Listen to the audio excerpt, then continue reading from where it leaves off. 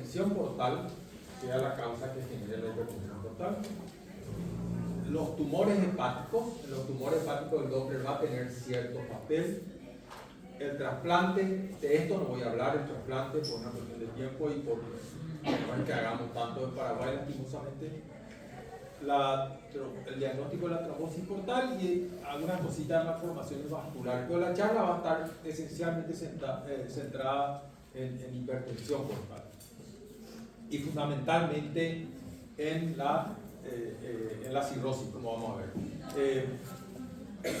La hipertensión portal puede ser prehepática, o sea, la causa del aumento de la presión dentro del sistema portal puede estar dado por una obstrucción antes de entrar al hígado, puede estar dado por una obstrucción dentro del parénquima hepático o puede estar dado por una obstrucción por encima del parénquima hepático. O sea, si hay algún problema en el sistema venoso portal antes de la entrada del parénquima hepático, hasta acá, se va a llamar prehepático.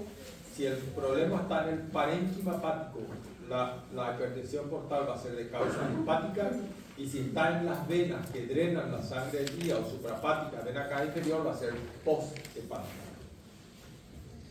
¿Cuáles son las causas principales de la prehepática? Trombosis esplénica, mesentérica o portal. Las principales causas. Trombosis esplénica, mesentérica o portal. Hepática, cirrosis. Hay otras causas menores, como por ejemplo la colangitis esclerosante o la fibrosis hepática congénita. Pero de hecho de lejos la más frecuente es la cirrosis. Y posthepática, la causa más frecuente es la trombosis de venas suprahepáticas que se llama Burkian. Vamos a empezar con la hepática y la cirrosis, que es lo que va a ocupar la mayor parte de esta charla, porque es lo que más se ve y porque aparte es un problema que va a aumentar muchísimo. Vamos a tener muchísima cirrosis por hígado graso. La hepatopatía crónica, así se llama hoy, porque la cirrosis es el estadio final de un proceso fibroso del hígado.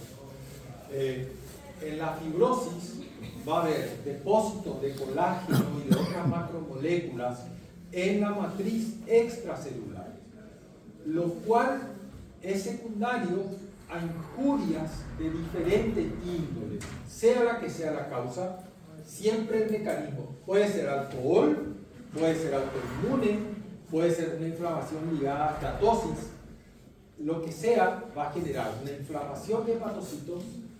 Si el proceso persiste, estos hepatocitos van a necrosar, van a morir, y estos hepatocitos necrosados van a ser reemplazados por bandas fibrosas, entre las triadas portales, bandas fibrosas y nódulos de regeneración. Los nódulos que se quedan van a regenerar en forma nodular. ¿Okay? Al final, todos siguen, hay algunas pequeñas particularidades, pero más o menos este es el camino que se sigue, y al final van a terminar en cirrosis. Muchas causas pueden ser virus, alcohol, NHLD, es el acrónimo en inglés de la enfermedad hepática por estatosis no alcohólica, patología biliar, la obstrucción biliar crónica, autoinmune, etcétera, etcétera. Todas estas injurias van a dar inflamación y destrucción, regeneración, fibrosis. La cirrosis es un problema mayor de salud pública.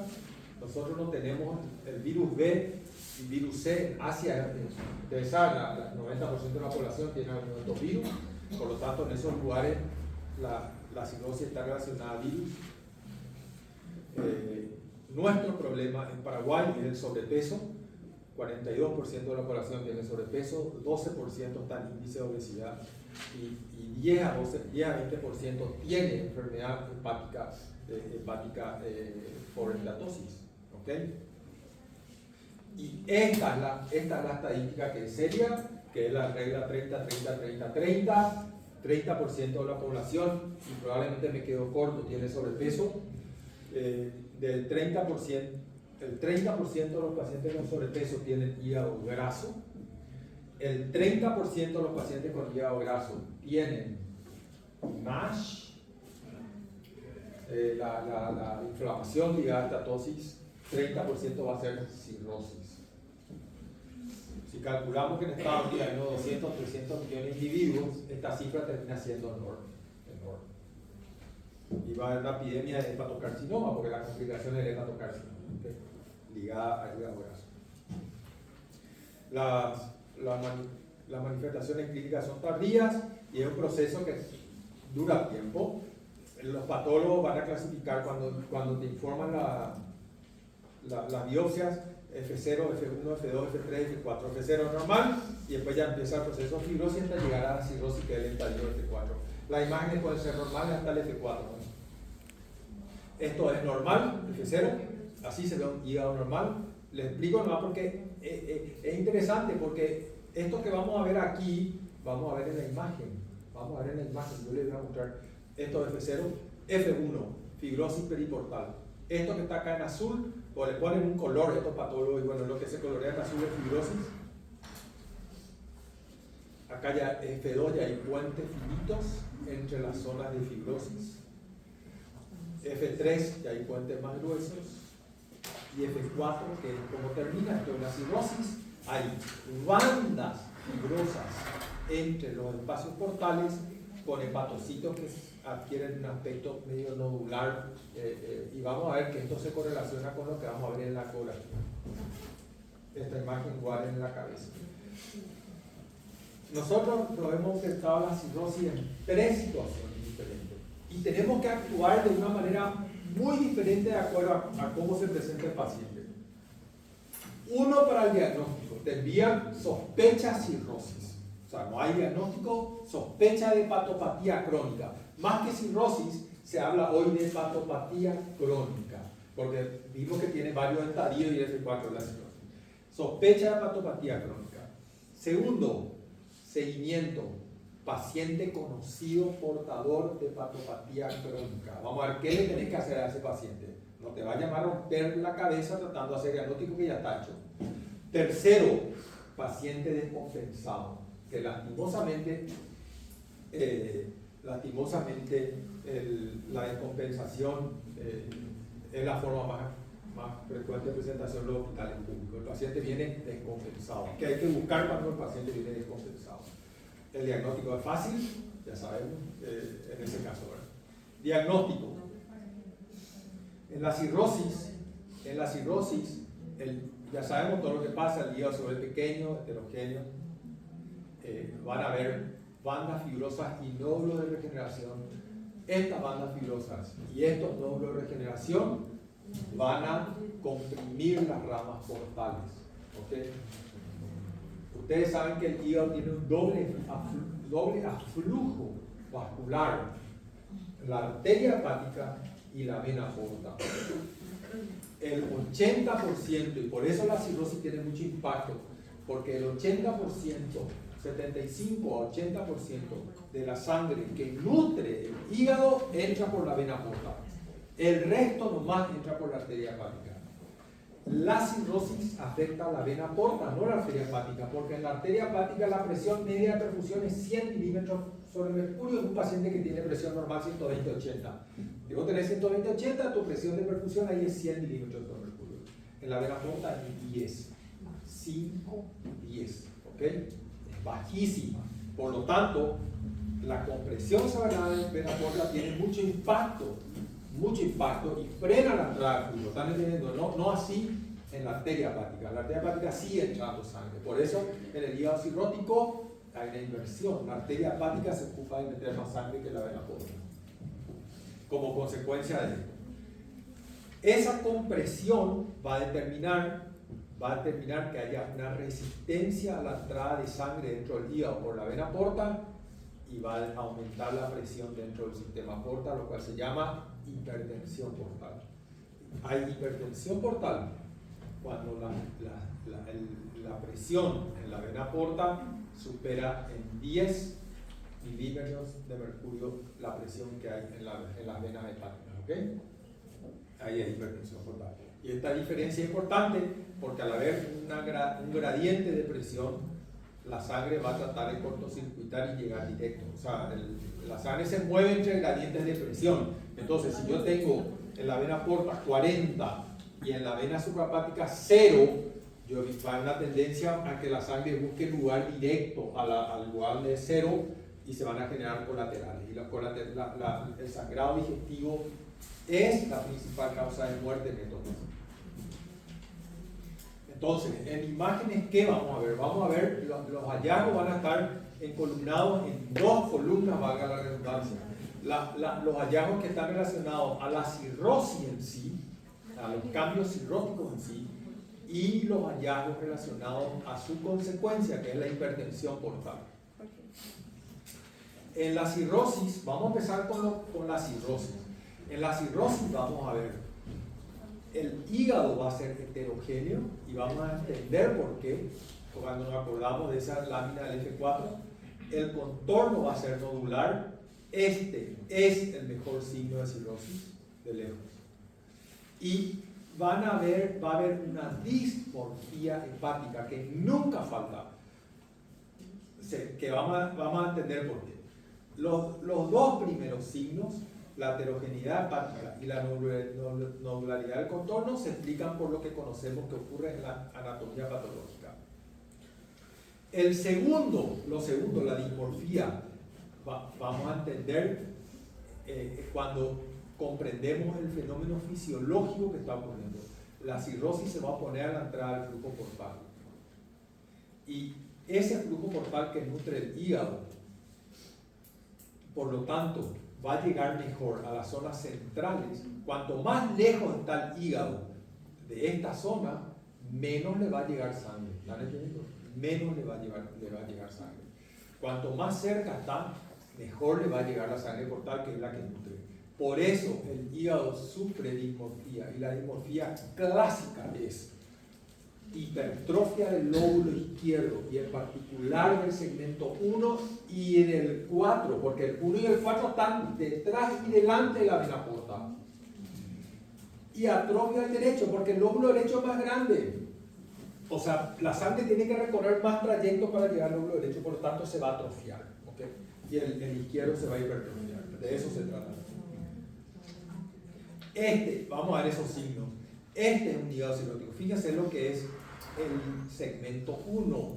Ustedes pueden predecir, esta es la vena cava y esta es la vena porta. Normalmente hay 1 centímetro entre la vena cava y la vena porta, máximo 2. Acá hay una enorme. Hay varias tablas, ustedes pueden ver.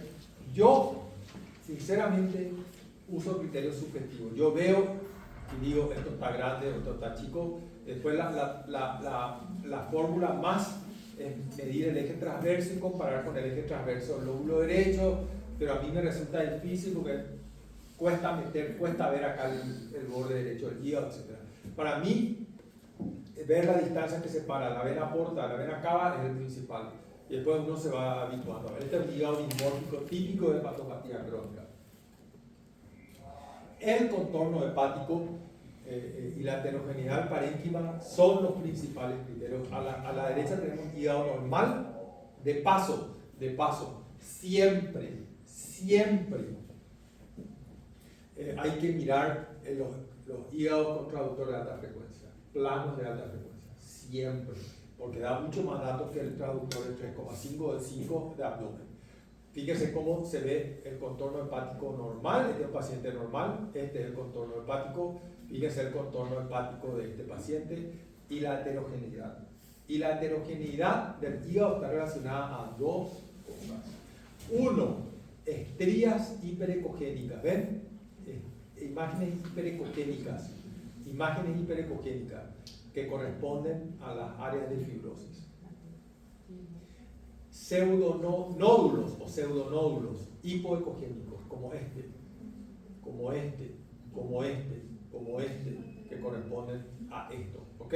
O sea, esto tiene una traducción al examen con traductor de alta frecuencia del parénquima hepático. Cuando hay ascitis es mucho más fácil. El contorno hepático es el mejor criterio diagnóstico. Nada más que una cirrosis puede dar esto. Nada más.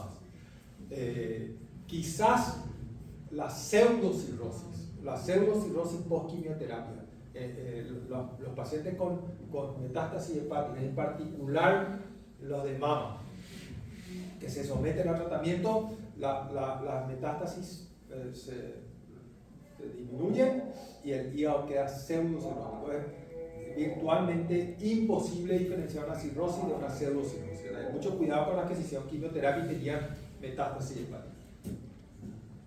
Cuando hay ascitis es fácil, cuando no hay ascitis, busquen. Estos pacientes casi siempre tienen un poco de ascitis. ¿Cómo buscarle? Acostar sobre el costado, le mueves al paciente. Si hay un poco de líquido y vos lográs meter ese poco de líquido alrededor del hígado, vas a ver este hígado que parece bastante homogéneo, tiene en realidad un contorno irregular y por lo tanto un hígado de hepatopatía crónica. Esto es lo mismo, fíjense el contorno. Y una cosa muy importante es que ustedes saben que las venas suprahepáticas no tienen pared. No tienen pared. La vena suprahepática no es como la vena porta. La vena porta tiene pared íntima media adventicia. La vena suprahepática no tiene pared. Esto que ustedes ven acá es contorno hepático. Esto que ustedes ven acá es contorno hepático en un paciente normal. O sea, la vena suprahepática te dibuja el contorno hepático. Entonces, si una vena suprahepática tiene este contorno, este es el contorno del hígado. No tengo ascitis, me cuesta también este contorno anormal, pero esto sí que es de certeza. ¿Okay? Lo que pasa en la vena suprahepática pasa en el contorno. De nuevo, acá, este contorno es anormal. Este es un paciente, yo me animaría a decir, cirrótico. Y ahora se metió la elastografía. Voy a hablar un poquito de esto. El 9 de julio hay una charla de la Sociedad de Ecografía donde me toca hablar de hepatopatía crónica y elastografía. Ahí voy a hablar más, acá voy a pasar rápido, pero por una cuestión de tiempo. Pero la elastografía es una técnica, que mide la elasticidad del órgano. La elasticidad es la capacidad que tiene una estructura de retomar su forma original cuando fue sometida a una deformación. Esa es la definición de elasticidad. Una goma es elástica, tiene mucha elasticidad porque vos le tirás y le soltás y retoma rápido Una piedra es extremadamente rígida, ¿verdad? Por el contrario. Entonces, esta elastografía se puede medir. Y se puede medir por resonancia o por ecografía. Yo voy a hablar de lo que ocurre en ecografía. Genéricamente, hay dos tipos de elastografía en ecografía. Dos. La elastografía por compresión o cualitativa, que se usa mucho en tiroides, mama, y la elastografía cuantitativa. La elastografía cuantitativa es objetiva, la máquina mide y te saca una cifra. ¿Okay? Vamos a ver la diferencia. La elastografía por compresión es que vos mismo deformás con el vos comprimís con el transductor y ves cómo responde el tejido. O sea, es rápido, anda bien para estructuras superficiales, no tiene aplicación en el hígado, cero. Este es el ejemplo clásico, mama, tumor mamario. La elastografía por compresión muestra áreas muy rígidas, en este caso rojo, H. Hart, muy rojas, que son, sobre todo esta, que es sospechosa, que corresponde a esta parte de la lesión, que es la parte más dura. Obviamente yo hago esto para la biopsia de mama, obviamente voy a meter la aguja acá. Bueno. Y después tenemos la elastografía cualitativa. Esta es la primera que apareció, elastografía transitoria unidimensional. El FibroScan. ¿Habrán escuchado hablar del FibroScan? Es un aparato. Con el FibroScan pasó, y hasta ahora, con el FibroScan pasó lo que pasó con el Champion y con el Tolino. O sea, la marca quedó asociada a la técnica. La gente dice, hacete un FibroScan. FibroScan es un aparato que desarrollaron los franceses que mide la elastografía hepática. Siempre vos tenés que generar una deformación del hígado y medir la velocidad a la que se transmite esta deformación. Es como tirar una piedra en el agua y medir a qué velocidad se desplaza el agua. Eso hace la elastografía. Cuanto más rápido se mueve, más rígido es el órgano. Cuanto más lento se mueve, más elástico es el órgano. En la elastografía, si alguno se hizo Fibroscan, el Fibroscan es un golpe directo, se siente, ¡pum! No duele, un golpecito. El aparato es así, el aparato no hace ecografía, es a ciegas, a ciegas. De hecho hacen técnicos, entonces ponen acá, disparan y después te calcula. Y lo que ahora salió es el bidimensional, shear wave, que viene en los ecógrafos y que es mejor. Esto es importante porque hay como un concepto que el Fibroscan es mejor y todos los estudios muestran que esto que hacemos en ecografía es mejor. En la ecografía no hay ningún golpe mecánico, hay una onda que se llama RFI, High Intensity, algo de alta, bueno, que este RFI por ultrasonido genera la vibración. El paciente no siente nada. Por ultrasonidos, el esquema es este. Cuando vos haces una elastografía, vos abrís un box que querés medir y acá se va a medir la velocidad de desplazamiento de las ondas y cizallamiento que el RFI genera al costado. Inmediatamente al costado del box genera unas ondas que van a generar movimiento y la velocidad, así como las olas, se mide por ultrasonido. Y eso se correlaciona con la elasticidad. ¿Okay? Paso rápido, esto simplemente para mostrar que el shear wave es mejor en todos los parámetros al Fibroscan original. La elastografía puede ser un examen. Cuando a mí me viene por hepatopatía crónica, la elastografía, yo lo primero que hago es esto. Si sale normal, la elastografía tiene muchísimo valor cuando sale normal o cuando sale muy patológico. En el medio hay problemas. Pero cuando sale normal, la posibilidad de que el paciente tenga hepatopatía crónica es bajísima, bajísima. Todavía puede haber un falso negativo, pero es muy poco probable. Cuando sale muy positivo, por encima de 13, seguro tiene cirrosis. Básicamente, por eso te sirve. Si yo hago la elastografía y te lleva 2 segundos y me sale normal, yo ya sé que el hígado es normal. Ya sé que el hígado es normal. Entonces, para eso me ayuda mucho. Se toman medidas, hay que respetar ciertos criterios, no voy a entrar en eso, hay una técnica para hacerlo, hay criterios de calidad, te viene luego con un mapa de calidad al lado que te permite saber que vos estás tomando bien, y se toman 5 o 10 muestras, ¿de acuerdo? Acá hay 5 muestras, se puede expresar en metros sobre segundo, pero lo que más se usa es esta medida que se llama kilopascal. En kilopascal, acá se tomaron 10 muestras y se toma el valor medio, que en este caso es 4,16 kilopascal, que es normal. Y esto se va, antes se correlacionaba, cada equipo traía su tabla, hoy todo el mundo usa esta tabla, esta es la tabla de la sociedad, el consenso de la sociedad de radiologistas, de radiólogos, que menos de 5 es normal, de 5 a 9 es, si no hay signos clínicos, probablemente es poco probable una hepatopatía crónica compensada avanzada, una hepatopatía crónica. Si hay signos clínicos hay que usar otros test. Esta es la zona gris que yo les hablé. Cuando es más de 9 ya es positivo, cuando es menos de 5 es normal, y en el medio hay que hacer biopsia, básicamente. Este es un ejemplo de algo normal, 4,1 kPa. Esto ya es un poco más alto, esto está 6,7, este es un paciente intermedio, puede que tenga, puede que no. Este tiene seguro cirrosis, porque tiene más de 13 kPa, ¿ok? Y este tiene seguro cirrosis, tiene más de 14 kPa. Por supuesto que hay que tomar varias muestras, hay que tener en cuenta los criterios de calidad. La hipertensión portal va a dar lo que está en rojo. ¿Cuáles son los signos de hipertensión portal?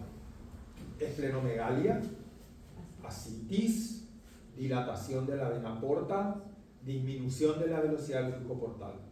Las 4 cosas que yo les acabo de decir, esplenomegalia, ascitis, aumento del calibre de la vena porta y disminución de la velocidad del flujo portal, se pueden ver en hipertensión portal y se pueden ver en otras condiciones también.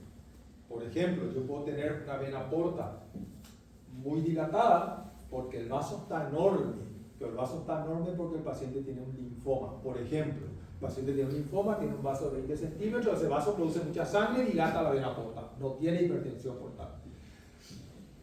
Los dos signos de hipertensión portal, los únicos dos signos que les permiten a ustedes decir este paciente tiene hipertensión portal son derivación. Si ustedes ven una derivación, de la misma manera que si el paciente se hizo una endoscopía y le encontraron varices esofágicas, eso es seguro que están entendiendo, la derivación es certeza de hipertensión portal. Cuando un paciente te viene porque en la endoscopía le encontraron varices esofágicas, el paciente seguro tiene una hipertensión portal, no sabemos dónde, si es prehepática, hepática o poshepática, pero seguro tiene.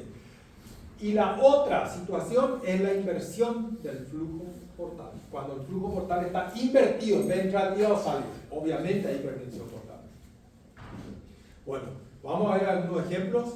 Esta vena porta está claramente dilatada, la velocidad está disminuida, yo considero normal por encima de 15 centímetros sobre segundo.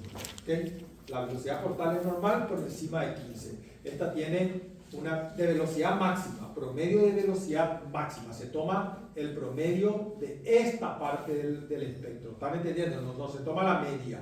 Se toma el promedio de velocidad máxima. Se mide de acá hasta acá, sale un promedio. El promedio de velocidad máxima es 13,5. Obviamente el ángulo es súper importante. Tiene que estar menor a 60 grados, tiene que estar bien corregido. Este es un flujo portal disminuido. Obviamente no hace falta claramente es cirrótico el paciente, tiene una CITI, un hígado de control irregular y una marcada atrofia del lóbulo derecho. Esta vena porta también está dilatada y tiene una velocidad de 11 centímetros por segundo, que es normal. Y este es un flujo invertido. La vena porta normalmente es roja, ¿verdad? Porque se acerca al flujo, es hepatópeto, entra al hígado el flujo, y en este caso el flujo se aleja del hígado. Hay tanta presión, el parénquima hepático está generando tanta presión al hígado que la sangre entra por la arteria y sale por la vena porta. O sea, el hígado está totalmente arterializado. Incluso la inversión, fíjense la importancia de ver las ramas segmentarias. Esta es la rama del segmento 2. La rama izquierda va a dar 3 ramas, 2, 3 y 4. Primero la 2, después la 3 y la 4. Esta es la rama del segmento 2 que tiene un flujo invertido. A pesar de que la rama izquierda tiene un flujo en sentido normal, porque quizás en la otra parte del hígado el flujo tiene todavía un patrón de distribución normal. Esta otra condición que les permite a ustedes afirmar que hay hipertensión portal. Y esta derivación para mí es la más grandiosa de todas para el diagnóstico, que es la vena paraumbilical repermeabilizada. Es una vena paraumbilical. Esta vena va a seguir a la rama izquierda de la vena porta. Es una zona que siempre se ve bien. En un cirrótico, el lóbulo derecho a veces se achica y es difícil de ver, hay que ver por vía intercostal y habrán tenido la experiencia, que cuesta ver. Pero el lóbulo izquierdo generalmente se hipertrofia o está al menos normal. Y es muy fácil de ver la rama izquierda de la vena porta. Este es un corte sagital. Esta es la rama izquierda de la vena porta que se continúa directo con una vena que va a salir a la pared abdominal anterior y va a conectar con otra que va a seguir por la pared abdominal anterior hasta el ombligo, ¿okay? Hasta la vena umbilical. Y de la vena umbilical a la pigástrica. Y esa es la forma de cortocircuitar. De la rama izquierda de la vena porta a la vena sistémica a través de la pigástrica. Cuando ustedes ven una vena paraumbilical, dos cosas tienen de certeza. Uno, que hay hipertensión portal. Dos, que la hipertensión portal es hepática. Porque si es prehepática no va a llegar hasta ese lugar la sangre. No se va a derivar desde ahí. Si ocurrió antes del hígado, va a derivar antes del hígado. Si ocurre acá, es que llegó al hígado y en el hígado está el bajo. Esto es para mostrar el esquema. Yo uso esto cuando busco hipertensión, cuando busco derivación, porque la derivación es lo que en la práctica te permite afirmar que hay hipertensión portal. Yo uso la siguiente mnemotecnia. Puede haber derivación hacia adelante, hacia arriba, hacia abajo o hacia atrás. hacia adelante es la vena paraumbilical. O sea, 4 lugares hay que buscar rápidamente cuando uno hace ecografía en pacientes cirróticos o que se sospecha cirrosis. Hacia adelante es la vena paraumbilical. Hacia arriba es a través de la vena coronaria estomáquica. Esta es la derivación más común. De acá sale una vena que se llama acá llega, no es que sale, llega una vena que es la coronaria estomáquica que trae sangre del estómago. La vena coronaria estomáquica va a desembocar exactamente acá a nivel de la unión esplenomesálica. Se va a ver, esta vena se ve en un corte sagital. Vos te pones sagital, ves la vena porta, te vas un poquito a la izquierda y vas a abrir la vena. En condiciones normales no se ve porque mide 2 o 3 milímetros. Cuando mide 4 está dilatada. Cuando mide 5 hay hipertensión portal, seguro. Y esta vena va a circular a contracorriente y va a alimentar varices esofágicas. Por eso que hay tantas varices esofágicas, porque la sangre se escapa de aquí hacia arriba. Hacia abajo es vía la mesentérica inferior hacia hemorroides, hacia las hemorroidales. Y hacia atrás es el shunt espleno-renal, de la vena esplénica a la vena renal. 4 localizaciones más frecuentes de derivación portosistémica. Hacia arriba, hacia abajo, hacia adelante o hacia atrás. Hacia arriba esta es la vena, esta es la vena coronaria estomáquica, que en vez de traer sangre del estómago, va a derivar hacia arriba y acá va a conectar con varices esofágicas. La otra vía es acá, de la rama izquierda de la vena porta hacia el ombligo. La otra vía es de la vena esplénica, acá no está ejemplificada, a la vena renal, y la otra vía es inversión en la mesentérica, finalmente hacia varices hemorroidales. ¿Okay? Vena paraumbilical en un corte transverso. En un corte transverso está la vena porta, rama derecha, rama izquierda, y la rama izquierda se continúa directo con esta vena, que es paraumbilical. En Doppler va esto, la sangre está saliendo del hígado hacia la pared, ¿ok? Está en rojo. En un corte sagital, lo mismo. Esta es la vena coronaria estomáquica. Este es un corte sagital, esta es la vena mesentérica superior. Si yo este corte sagital llevo un poco a la derecha, voy a ver la vena porta acá. ¿Están entendiendo? Acá voy a ver la vena porta. Me voy a la izquierda y me encuentro con esta vena que mide 7,9 milímetros. Hay gente que se dedicó a estudiar esto, que está bastante comprobado que cuando esta vena mide más de 5 milímetros, el paciente tiene 95% de chances de sangrar en el año que sigue a esa ecografía. O sea, este paciente de hecho se hizo porque sangró. Cuando esta vena mide más de 5 milímetros, el paciente va a sangrar. Vos le podés decir al médico, tu paciente está a un riesgo muy elevado de sangrado, porque hay mucha presión aquí. Y la vena, en vez de ser azul, normalmente tiene que traer sangre hacia la porta, está en rojo, está sacando sangre de la porta hacia las varices esofágicas.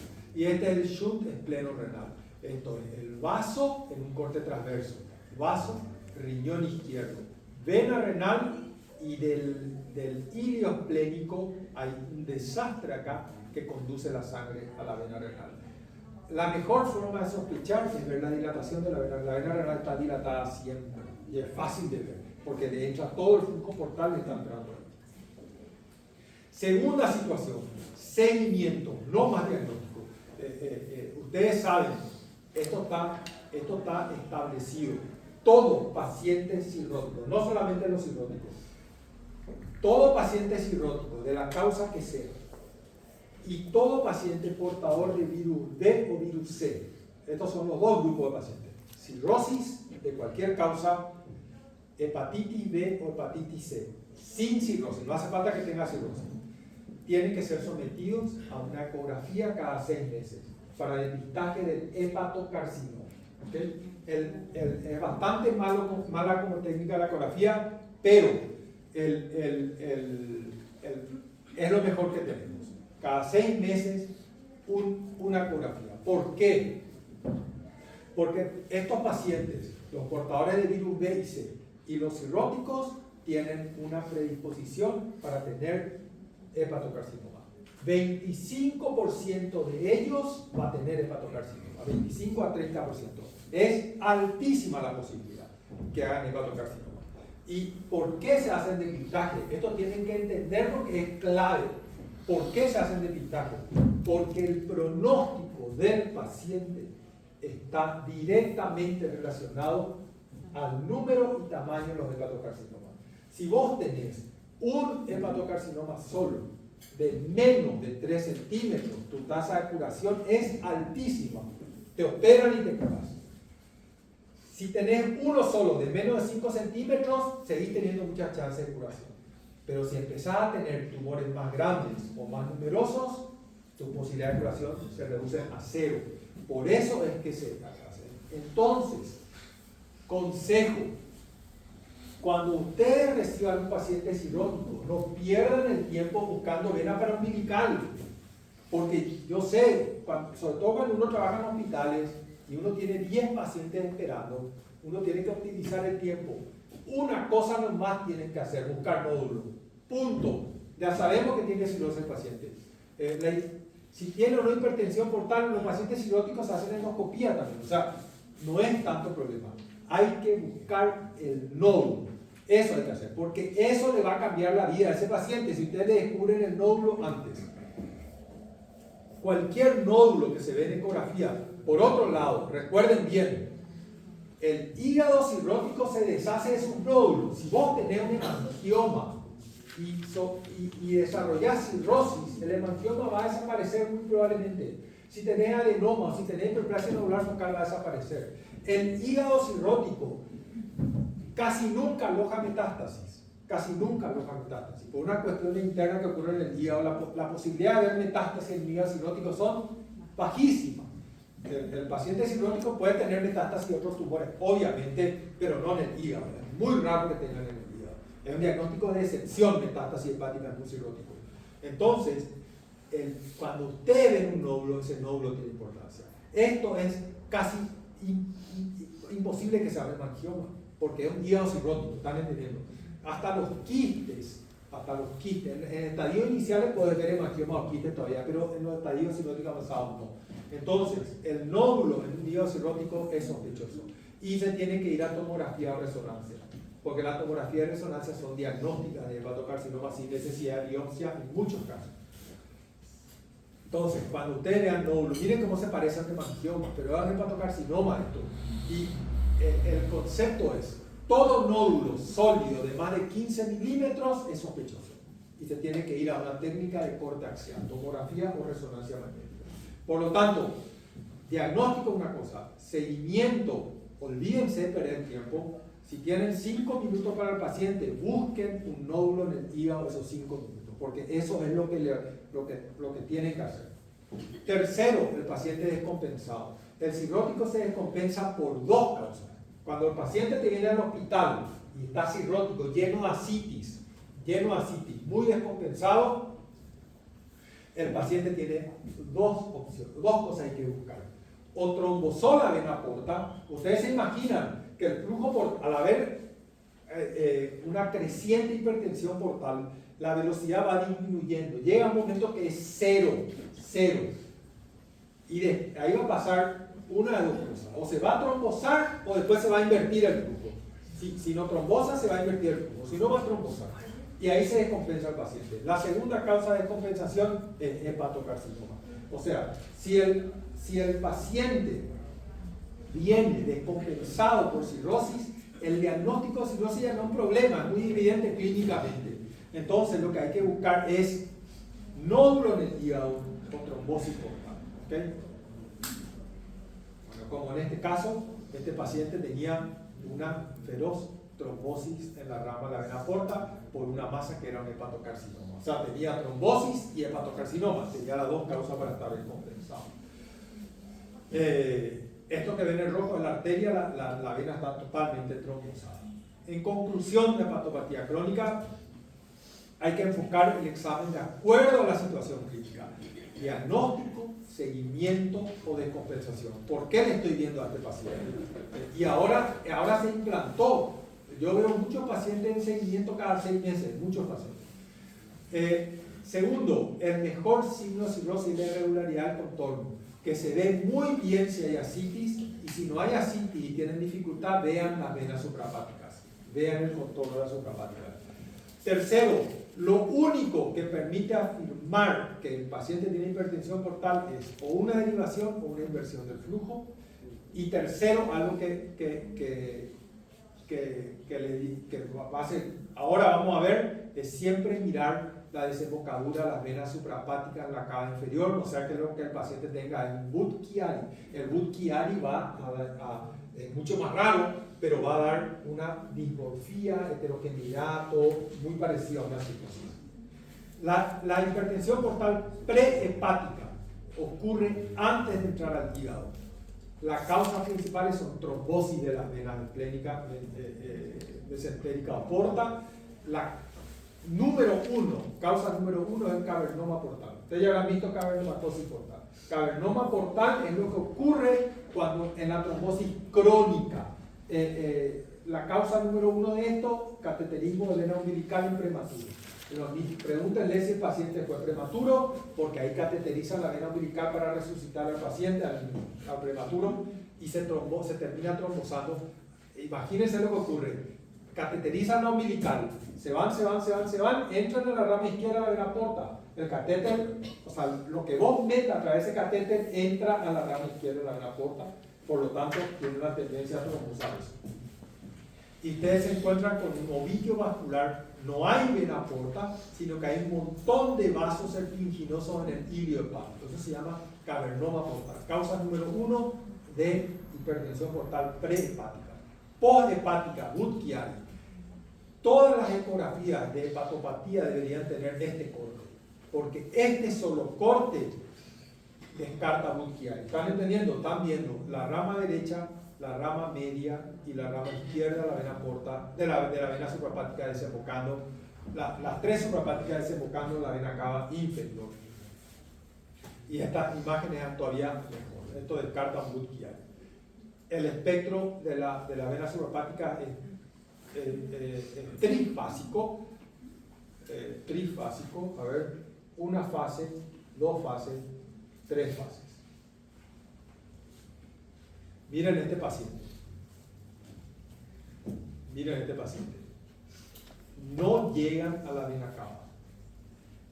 La vena suprahepática izquierda está en azul, ¿verdad? Quiere decir que el flujo se está acercando a la vena cava, que está acá. La vena suprahepática derecha está en azul, se está acercando a la vena suprahepática. La media está circulando en sentido contrario, derivando el flujo a esta vena que está acá. Y vamos a ver qué hace esa vena. Esa vena se va y llega. Esta es la vena que vemos. Este es el corte sagital ahora.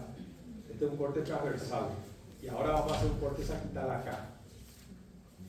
El corte sagital muestra esta vena que mete sangre directamente a la cava. El paciente tenía ocluidas las tres suprahepáticas y tiene un cortocircuito. Esto es un Budd-Chiari. El hígado es un desastre, es un hígado dismórfico. El lóbulo derecho está, esto es lóbulo derecho, el resto es lóbulo izquierdo, es heterogéneo, parece una cirrosis. No es una cirrosis, es un Budd-Chiari. ¿Okay? Por eso siempre hay que verla. Fíjense la hipertrofia del lóbulo caudado que tiene el paciente. Hay un dicho que dice, no existe Budd-Chiari sin hipertrofia del lóbulo caudado. No existe. Lo que más hipertrofia del lóbulo caudado es el Budd-Chiari. Obviamente, porque la única parte del hígado que drena directamente es esta. El lóbulo caudado no tiene vena suprahepática, tiene un montón de venitas que van directo a la vena cava, por lo tanto sigue drenando bien. Tumores hepáticos, la importancia del Doppler en los tumores hepáticos. Dos cuestiones. No sirve mucho para hacer diagnóstico etiológico, pero para algunas cosas sirve. En general, generalidades. Más de una vez habrán visto esto. ¿Esto qué es? Esto que está acá, ¿qué es? Que acá también se ve. ¿Qué se le ocurre? ¿Cuál es su primer diagnóstico? ¿Es un tumor o no un tumor?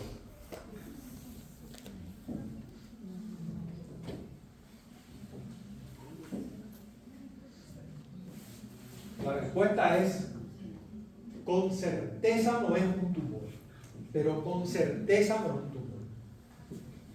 Acá se ve también abajo. con certeza no es un tumor. ¿Por qué? Por los límites de la lesión. Esta imagen tiene límites geográficos, parece un país en un mapa. Parece un país en un mapa. Esto parece un país en un mapa, esto parece un país en un mapa. Ningún tumor va a ser un ángulo de 90 grados. Ningún tumor. Ningún tumor. Este todavía podría ser un tumor, pero esto es imposible que sea un tumor. Segundo, ningún tumor es atravesado por una vena. Ninguno. Un tumor crece y desplaza la vena. Acá hay una vena suprahepática atravesando lo que parece un tumor y acá hay una vena hepática atravesando lo que parece un tumor. Primera importancia, el Doppler puede ayudar a descartar un tumor. Esto es hígado sano en estatosis. ¿Ok? Hígado sano en estatosis. ¿Por qué ocurre esto? ¿Por qué ocurre esto? Porque hay zonas del hígado que son vascularizadas en forma diferente al resto. Sobre todo ocurre delante de la vena porta, es muy típico. Recuerden, puede pasar en cualquier lugar del hígado, pero por frecuencia ocurre delante de la vena porta. Estas zonas hipocogénicas en un hígado sano son zonas de hígado sano libre de estatóxico. En un hígado estatóxico son zonas de hígado sano, y usen el Doppler porque casi siempre son atravesadas por una vena suprahepática, lo cual descarta la posibilidad de un tumor. El Doppler también puede servir en ciertos tumores. Si vos tenés una masa hepática, y la vena porta está trombosada, lo más seguro es que esa masa hepática sea un hepatocarcinoma, porque el hepatocarcinoma tiene una enorme apetencia por las venas. Doctor, ¿por qué hablaste de ángulo ahí? ¿Ningún tumor tiene ángulo de 90? Ningún tumor hace un ángulo recto de 90 grados. El tumor crece circunferencialmente. Puede tener contorno irregular, pero no va a tener límites geográficos. Así. A eso me refiero con los límites geográficos. Así parecen formando ángulos medio rectos. Cuando ustedes vean una trombosis portal, métanle el Doppler, porque si hay señal arterial es tumor, no es coágulo, es tumor. Y en el diagnóstico etiológico yo creo que el Doppler sirve para hacer el diagnóstico de dos tumores. Hemangioma, el hemangioma no tiene señal. ¿Por qué no tiene señal? Porque tiene mal puesto el nombre. Ustedes saben, el hemangioma no es un hemangioma. Lo que llamamos hemangioma hepático es un amartoma, histológicamente. No es un hemangioma, porque los hemangiomas son hipervascularizados por definición. Todos los hemangiomas. Si vos tenés un hemangioma cutáneo, le pones Doppler, tiene mucha circulación. Si tenés un hemangioma infantil, que es un hemangioma verdadero, tiene mucha señal. Lo que llamamos hemangioma, que es el segundo tumor hepático más frecuente después del quiste biliar, no tiene señal, y este es un argumento para el diagnóstico. Si tiene señal, duden, porque los tumores neuroendocrinos se le parecen mucho y algunas metástasis se le parecen mucho, pero estas dos eventualidades van a tener señal. ¿Okay? Por otro lado, el hemangioma tiene una topografía particular. Está siempre adyacente a una vena suprahepática o una rama de la vena suprahepática, y está o adyacente a la cápsula hepática. Segundo tumor que se puede diagnosticar con bastante certeza a partir del Doppler es la hiperplasia nodular focal. La hiperplasia nodular focal tiene una vascularización estelar central en ruedas de carro, así. ¿Ven? Parece en ruedas de carro. Eso es muy típico. Miren este caso desde hace unos días, este tumor, la hiperplasia nodular focal. ¿Cómo? Ya se ve la cicatriz, ¿ven? Se ve la cicatriz en modo B, se ve la cicatriz. Y cuando prendes el Doppler, tenés la señal en rueda de carro. Esta paciente se hizo hace 2 días una resonancia magnética con contraste pato específico que confirmó la hiperplasia nodular focal. Trombosis portal, ya vimos la trombosis de la vena porta, hay de dos causas. La cruórica. La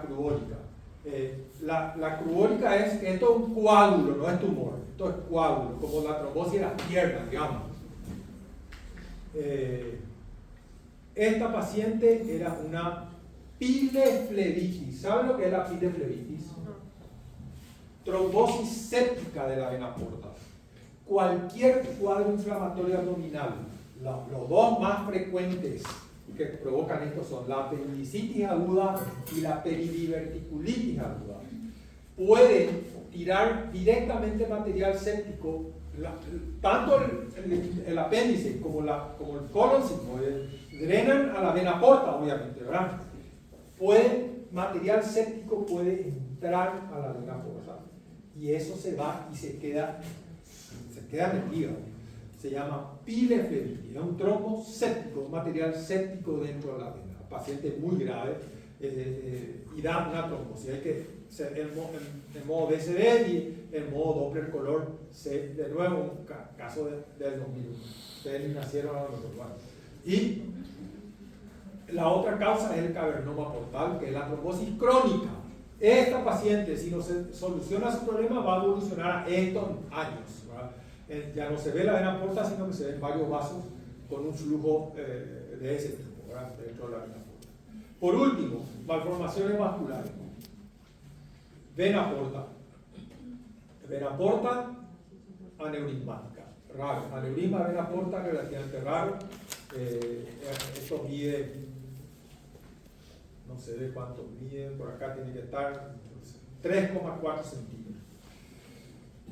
Y el Doppler muestra que el flujo es tipo yin-yang, digamos, hace así, hace un coso y vuelve a entrar, y esto es distal. Imagínense el aneurisma que tiene el paciente. Eso fue todo. Historia de hoy. Esta se llama Felicitas Guerrero. ¿Ustedes saben quién es? ¿Cómo se llama?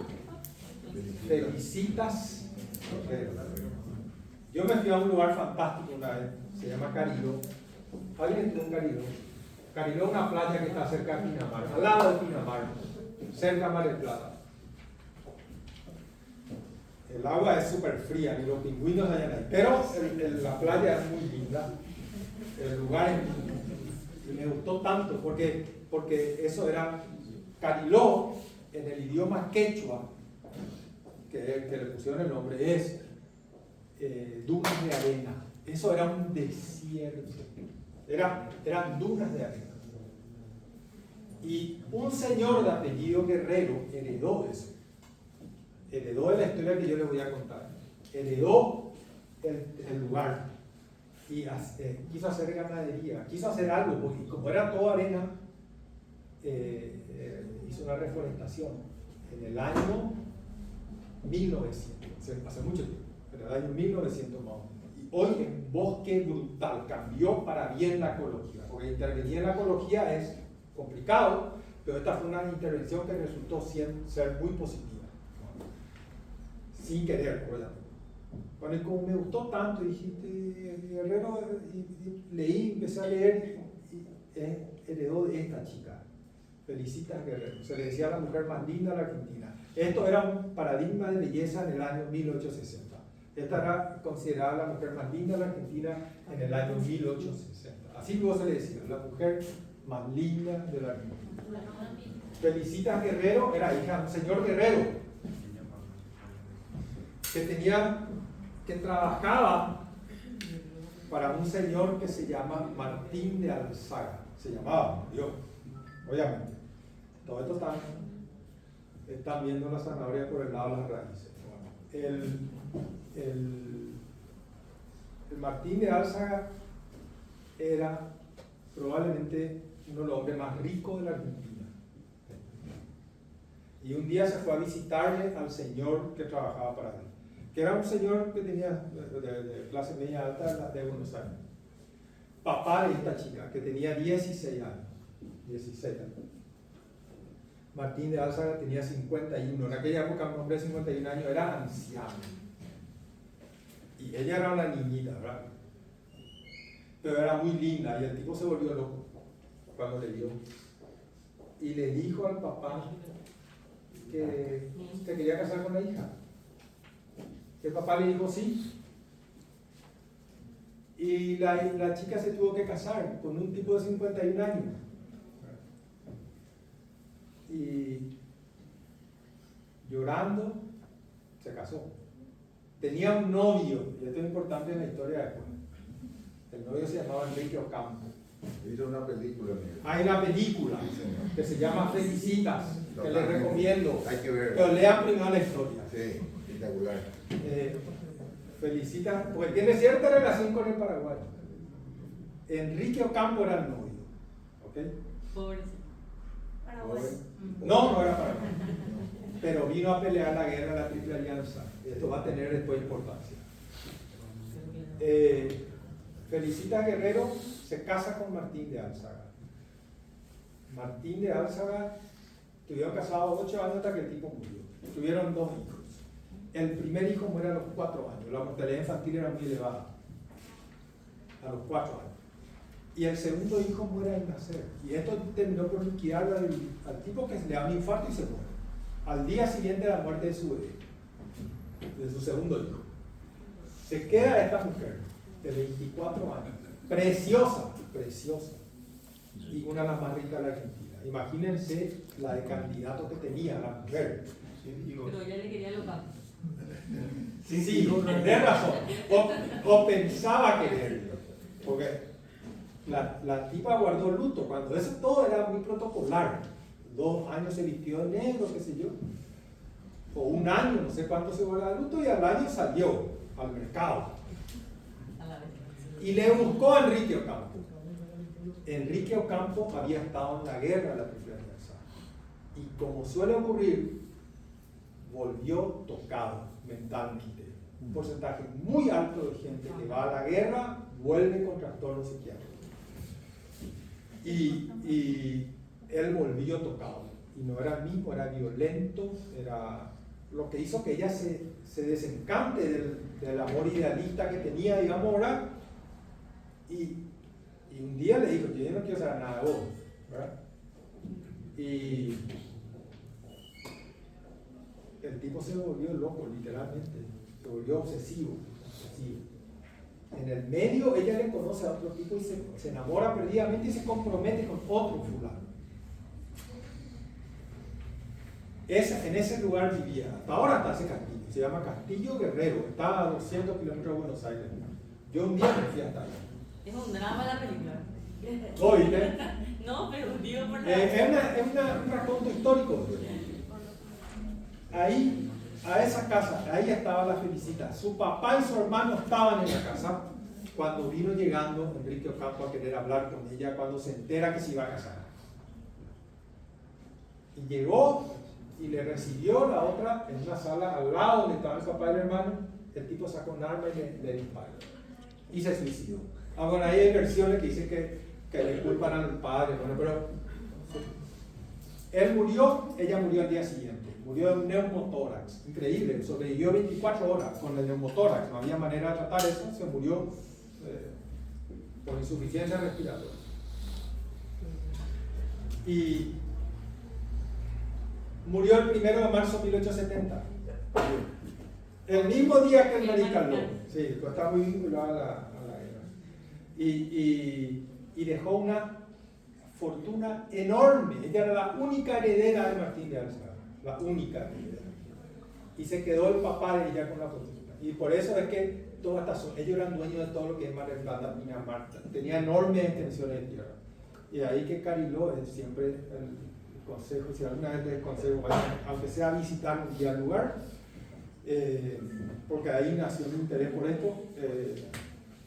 Cariló es espectacular, es siempre un guerrero, de apellido Guerrero, el presidente de la asociación de la ciudad. Y les recomiendo la película, está muy buena. Felicitas, sí, Felicitas.